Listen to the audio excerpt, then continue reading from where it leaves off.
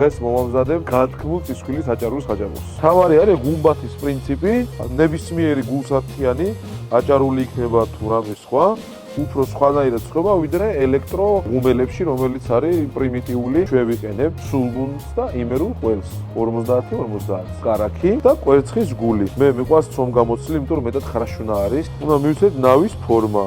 ეხლა ჩვენ მოვათავსებთ ჭარულს ესე ცეცხლთან ახლოს. დაველოდოთ 5-10 წუთი. ეხლა ავიღოთ ჩანგალი და მოვაცილოთ ზედმეტი ცომი. დავდებ მოზრდილ ნაჭერს კარაქ, გავუმატებთ კვერცხის გულს და ჩვენ აი ესე კარგად უნდა ურიოთ, დავამუშაოთ ეს ყველი კარაქთან და კვერცხის გულთან ერთად, რომ აი ესეთი სტრუქტურა გქონდეს და მერე უკვე გაიწელება.